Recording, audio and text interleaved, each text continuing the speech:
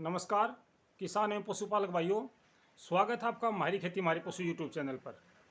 और किसान साथियों, आज हम जो आपसे चर्चा करेंगे वो बहुत ही ज़रूरी चर्चा है और वो है धान की सीधी बिजाई में क्या समस्याएं आ सकती हैं और क्या आती हैं।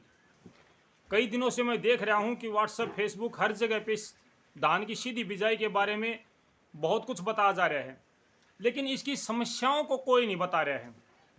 हमें इसके फायदे गिनवाए जा रहे हैं, लेकिन इससे आने वाली समस्याएं क्यों नहीं बताई जा रही। इसमें बताया जा रहा है कि इससे लेबर की बचत होती है, पानी की बचत होती है, बहुत कुछ बताया जाता है, कार्बनिक पदार्थों का उत्सर्जन है, बहुत कुछ है। लेकिन किसान साथियों, किसी ने ये नहीं बताया कि इसमें समस्याएं क्या क्या आती हैं और कौन से भाई धान की सीधी बिजाई करें और कौन भाई ना करें। क्योंकि धान की सीधी बिजाई आपको पता है कि पानी की बचत के लिए की जाती है, लेकिन इसमें बहुत सी समस्याएं होती हैं। इसमें क्या सावधानियां रखें। सबसे पहले किसान साथियों, आप जो मुझे सहयोग कर रहे हो इसके लिए मैं आपका आभारी हूं और मुझे उम्मीद है कि आप आगे भी इसी प्रकार से मेरा सहयोग करते रहेंगे। अब मैं आपसे धान की बिजाई में क्या समस्याएं आती हैं और कौन से भाई को धान की बिजाई सीधी नहीं करनी चाहिए। जैसा कि आपको पता है कि जो हमारे कृषि के वैज्ञानिक हैं, उन्होंने 5 मई के बाद में धान की सीधी बिजाई के लिए सिफारिश करी गई है कि भाई 5 मई के बाद में आप धान की सीधी बिजाई कर सकते हैं। वैसे तो अभी ये बहुत पहले का समय कहूँगा मैं इसको। मैं चाहता हूँ कि 15 मई के बाद में किसान ये कदम उठाएं। जो मेरा अनुभव है, मैं आमतौर पर 20 मई के बाद में बिजाई करता हूँ।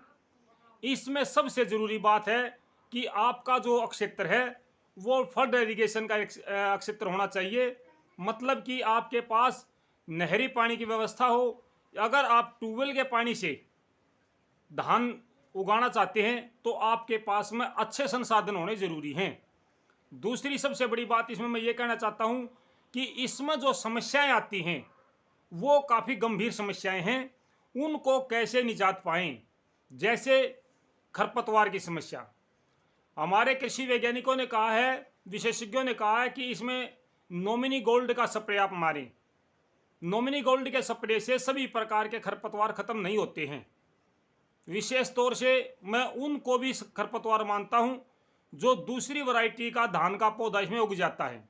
मान लिया पिछले साल हमने 17-18 नंबर वैरायटी लगाई थी और इस साल हम उसमें 1509 लगाना चाहते हैं, 1692 लगाना चाहते हैं।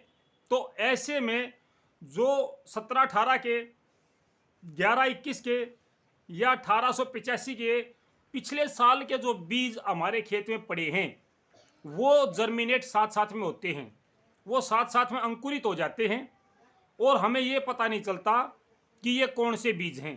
दूसरा, कई भाइयों के खेतों में चोबा इतना हो जाता है। चोब आप समझते हो किसको बोलते हैं?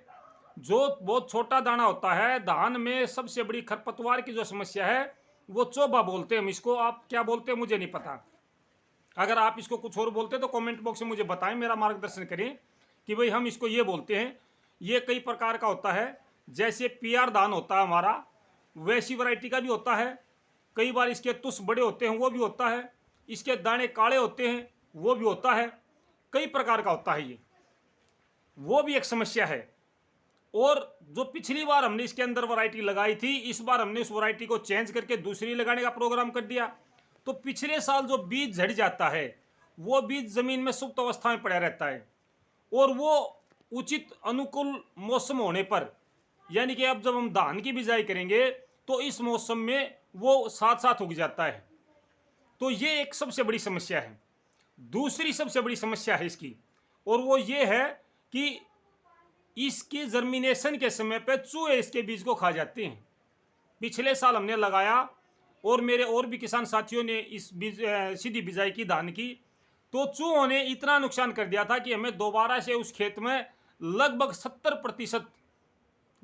70% बीज को चूहे खा गए थे हमारे को। ये एक बहुत बड़ी समस्या है किसान साथियों। तो इस समय सबसे पहली बात है कि जब आपका खेत खाली हो रहा है तो चूहे मारने का अभियान आप चलाएं। एक बार आप 15 मई से पहले चूहे मारने का अभियान चलाएं ताकि आपके खेतों से चूहे भाग जाएं या मर जाएं। और जो मैंने खरपतवार की बात की है, वो सबसे पहले मैं आपको ये सलाह देना चाहता हूँ, ये जानकारी देना चाहता हूँ कि वो किसान भाई जो धान की सीधी बिजाई करना चाहते हैं, वो अपने खेत में कम से कम 2 पानी अवश्य लगा लें। सबसे पहले आप अपने खेत को जुताई करें। पहली जुताई गहरी जुताई करें, लगभग 8 से 9 इंच गहरी जुताई हो हमारे खेत की। उसको 10-15 दिन तक खुला छोड़ दें। इस पर मैं अलग से एक वीडियो बनाऊंगा, उसके क्या लाभ हैं। उसके बाद में आप उसको पानी से तरबतर कर दें। जब जमीन बत्तर आए उससे पहले आप दोबारा से फिर पानी लगा दें। इस प्रकार से आप 2 पानी साथ साथ लगाएं। तब आपके जो खेत में खरपतवार के बीज पड़े हैं या पिछले साल धान के जो आपके बीज पड़े हैं वो जर्मिनेट हो जाएंगे, उनका जर्मिनेशन हो जाएगा। इससे क्या होगा कि जब आप धान बोओगे तो ये आपके जर्मिनेट नहीं होंगे।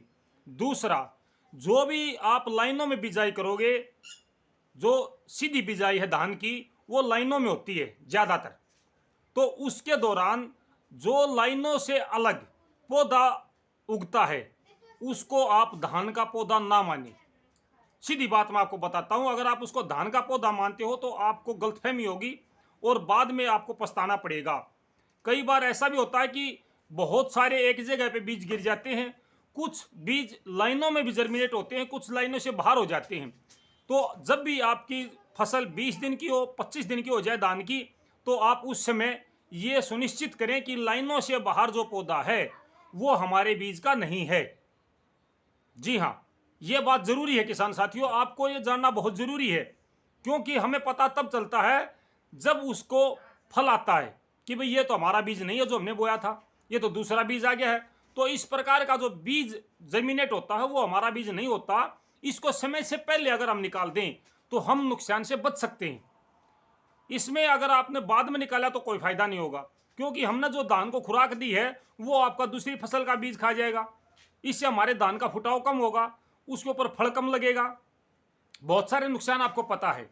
और नॉमिनी गोल्ड की बजाय आप दूसरा सप्रा मैं आपको बताऊंगा, उसका प्रयोग करेंगे तो वो थोड़ा सा महंगा है लेकिन बहुत अच्छा कारगर है और आपके केवल धान को छोड़ेगा। इसके विषय में भी मैं एक अलग से वीडियो बनाऊंगा, अभी उसका समय नहीं आया है। जैसे जैसे समय आएगा आपको धान की पूरी जानकारी मैं उपलब्ध करवाऊंगा। तो आज जो मैं आपसे जानकारी साझा कर रहा हूं वो ये कर रहा हूं कि धान की बिजाई ज्यादा सिंचित क्षेत्रों में करें, धान की सीधी बिजाई जहां पे पानी के अच्छे साधन हों। और दूसरी बात, ये रेतीली जमीन और दोमट मिट्टी में ही करें। जब आप धान की बिजाई करें तो शाम को सुबह दोनों टाइम करें, दिन में ना करें, क्योंकि अगर इसके अंदर आपकी हवा निकल गई जमीन के अंदर से तो जमीन जल्दी सूख जाएगी। इसके अंदर अच्छी नमी होनी चाहिए जमीन में, यह बात आप पहले से सुनिश्चित करें कि जमीन में अच्छी नमी हो तभी आप बिजाई करें। और अगर आपने सूखम बिजाई करी है, तापड़ बिजाई जिसको बोलते हैं वो कर दी है, सूखम बिजाई कर दी है, तो कम से कम 2 पानी अवश्य लगाएं। 2 पानी लगाने से आपका बीज जर्मिनेट हो जाएगा। उसके बाद में आप 15 दिन 20 दिन के बाद में पानी लगा सकते, कोई दिक्कत नहीं है। लेकिन अगर आप एक बार में पानी दे करके फिर उसको पानी नहीं देना चाहते तो अच्छी नमी होनी चाहिए और जो बीज है वो 1.5 इंच से ऊपर ना हो, यानी कि उसकी बिजाई गहराई में 1.5 इंच की गहराई में आप बीज छोड़ें। अगर आपने बीज की को 1.5 इंच या 1 इंच या 1.25 इंच पर कर दिया ऊपर बिजाई तो आपका बीज जर्मिनेट नहीं होगा, वो सूख पुका हो जाएगा, वो फूलेगा नहीं, उसको उचित माहौल नहीं मिलेगा जर्मिनेट होने के लिए। तो इस प्रकार से आपका बीज जर्मिनेट नहीं होगा, मैं ये पहले बता देता हूं आपको। और चूहों के लिए आप पहले से ध्यान रखें कि भाई हमारे खेत में चूहे हो सकते हैं। आपको पहचान बता देता हूं, जब आपके धान के पौधे उगने शुरू होंगे तो जगह जगह छोटे छोटे बिल मिलेंगे। मुझे नहीं पता कि इसकी इतनी ज़्यादा गंध वो पकड़ लेता है धान की कि जहां बीज गिरा होगा वहीं पर गड़ा करके उस बीज को निकाल लेगा। बहुत बड़ी समस्या है किसान साथियों। ये जो 2 समस्याएं मैंने आपको बताई हैं, एक तो सिंचित क्षेत्र, दूसरा खरपतवार के बीज पहले से नष्ट करें, और तीसरा चूहे की समस्या। इनके प्रति आप सचेत रहें अगर आप धान की सीधी बिजाई करना चाहते तो। किसान साथियों, मेरा उद्देश्य है कि मेरे किसी भी किसान भाई को किसी प्रकार का नुकसान ना हो, वो पहले से जागरूक बने। और आगे भी मैं आपके लिए अच्छी अच्छी जानकारी लेकर आता रहूँगा। समय समय पर जिस प्रकार की भी जानकारी होगी मैं आपको देता रहूँगा। धान में सबसे ज़्यादा भयंकर खरपतवार कौन सी है और उसका क्या समाधान है, उसके विषय में भी मैं आपसे चर्चा करूंगा। तो आज की जो मेरा विषय था वो इतना ही था कि सावधान मेरे किसान साथियों, जो भी किसान साथी धान की सीधी बिजाई करना चाहते हैं वो पहले इसकी समस्या को जान ले। ये मेन समस्याएं हैं और आपने इतना समय दिया इसके लिए आपका बहुत बहुत धन्यवाद। नमस्कार किसान साथियों।